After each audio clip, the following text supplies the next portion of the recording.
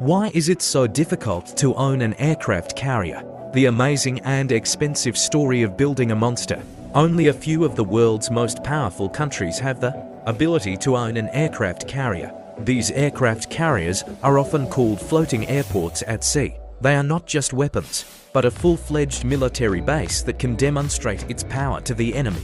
But if they are so powerful and effective, the question arises, why doesn't every country build one? A country as large as Russia, which was once a superpower, today owns only one aircraft carrier. Even many wealthy Gulf countries or Asian nations do not go for them, although they have the financial resources. So what is the problem? The cost of a monster. First of all, let's talk about the cost. If you plan to build a modern aircraft carrier, you will need at least $5 billion US, and this is just a preliminary estimate. This amount is only for the infrastructure for building the ship.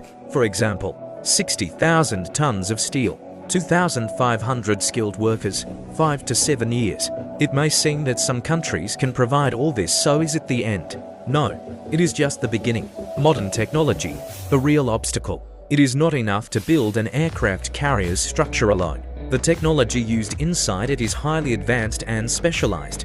This technology is only available to a few countries and they do not share it easily. Key systems on board: state-of-the-art radar system, air defense system, special deck for landing and takeoff of fighter jets, helicopter hangars, accommodation and facilities for 4,000 people, restaurants, hospitals, electricity, water, navigation, repair, planning offices. It is like a small city floating in the sea. Each system is not only expensive but also fragile, and it is not easy to keep them all in sync with each other. Manpower, training and skills. Another big challenge is human skills.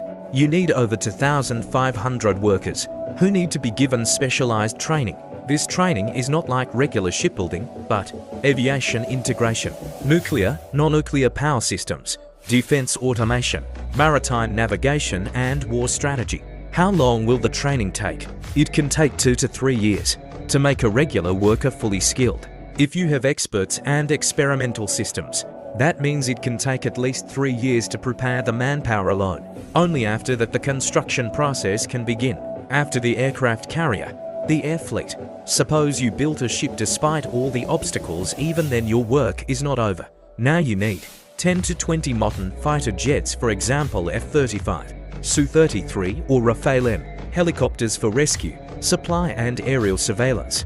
These aircraft cost millions of dollars, and they are not easy to obtain. No country gives such aircraft to anyone without political or defense guarantees. If you want to build your own, you need a separate defense industry. Walking the seas with pride. But how? An aircraft carrier does not walk the seas alone.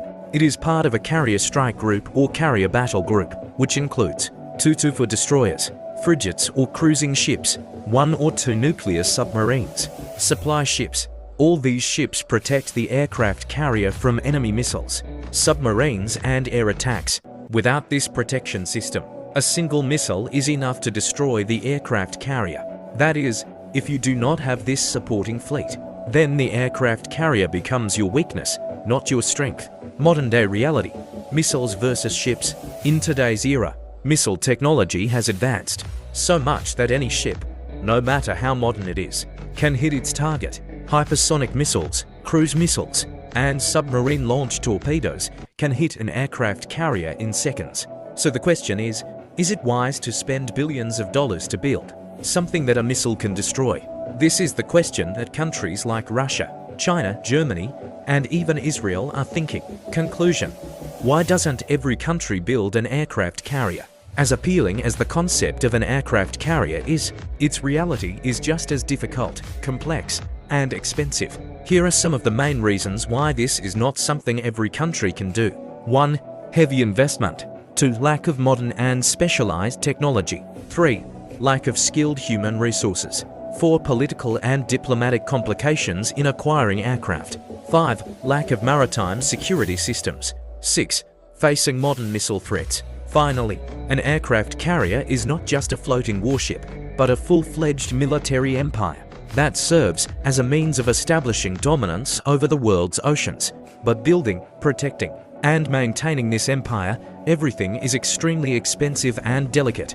Perhaps that is why today there are only a few countries that have this monster. And even among them, the real monarchy is only the United States, which owns more than 20 aircraft carriers.